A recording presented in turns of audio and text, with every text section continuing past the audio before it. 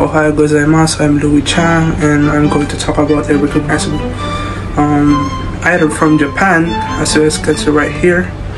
The kimono. The kimono is a T-shaped wrap front garment with square sleeves and a rectangular body. If you don't know, a kimono is you're living under a rock. The kimono is the traditional Japanese garment and the national dress of Japan, and it comes with different variations of color, like right here, Momoiro, which means pink in Japan. So yeah, and that's it. Arigatou gozaimasu. I'm Louis Chang. See you tomorrow. こんにちは。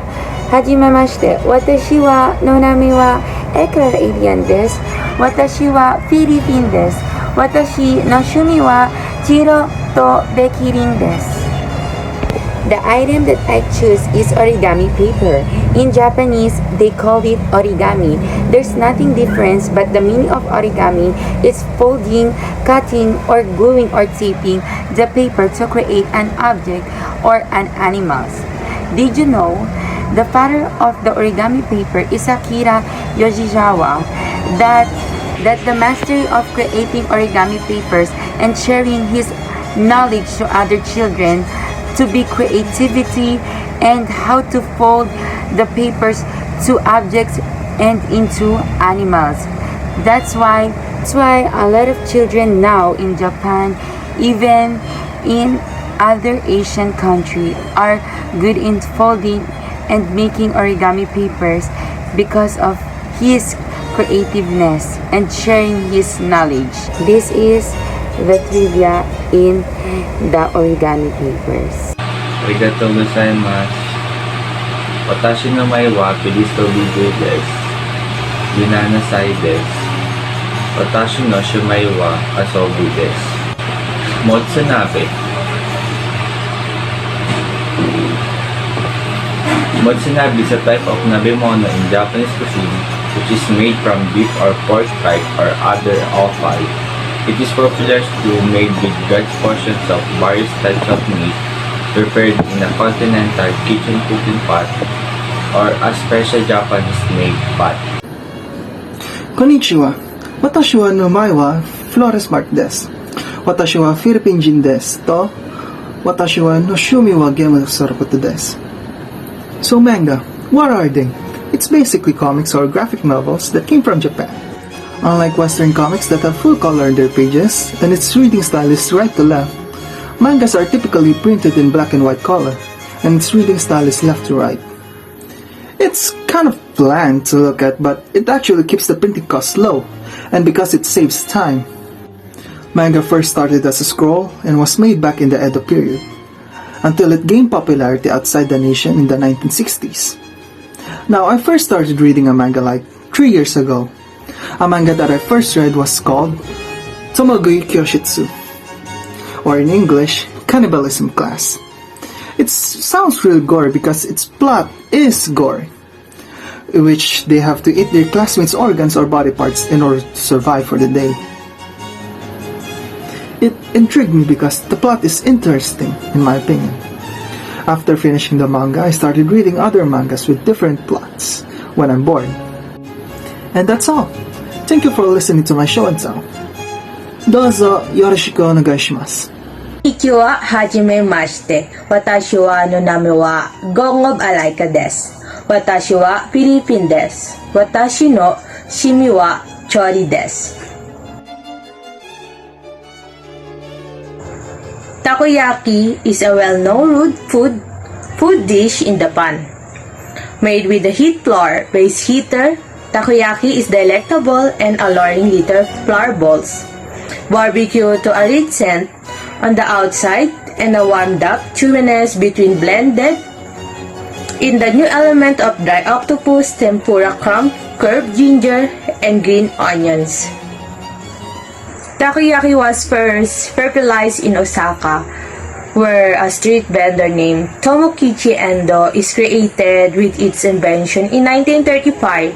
Takoyaki was inspired by Akashiyaki, a small round dumpling from the city of Akashi in Hyogo, prefecture made of egg-rich butter and octopus. Takoyaki was initially popular in Kansai region and later spread to the Kanto region and other areas of Japan. Hamime Mesta, my name is Adrian Lacson and I chose ramen.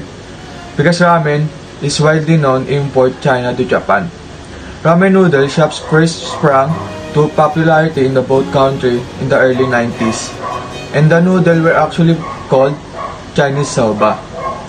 Noodles in Japan up until 1950s, a large number of overseas Chinese to settle in the three major ports like Yokohama, Kobe, and Nagasaki, thus forming Chinatown and provides a cheap and quickly choice for the poor working class. It was Chinese workers selling meals from food cart who likely first introduced in the Japan to the wet-based noodles. I don't have the budget because arigato gozaimasu.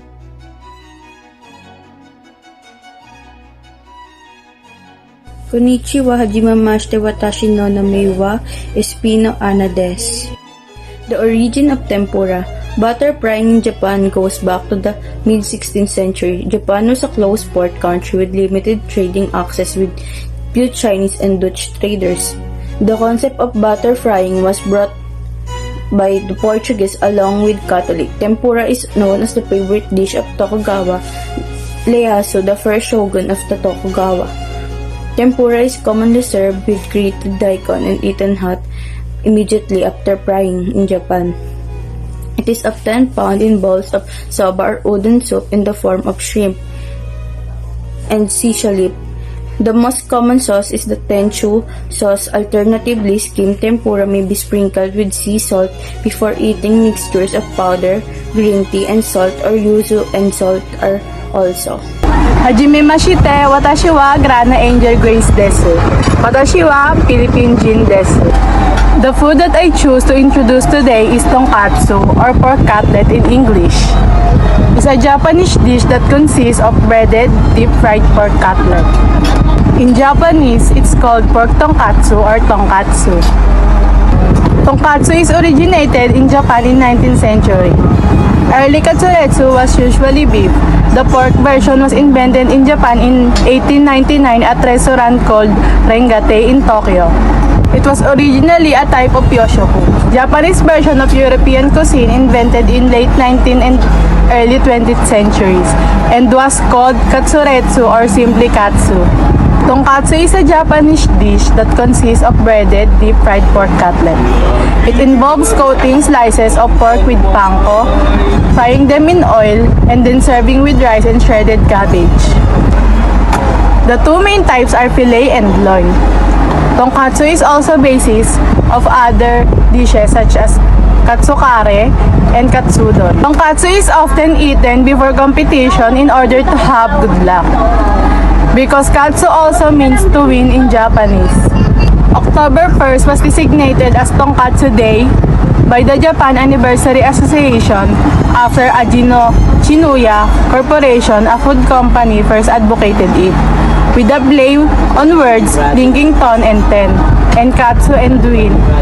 The day of Tonkatsu is dedicated to wishing good luck with competition in the autumn, the season for sporting events in Japan, while also promoting consumption of tonkatsu. Arigatou gozaimasu for watching trivias about pork cutlet. これはグループ2のビデオです。ご覧いただきありがとうございます。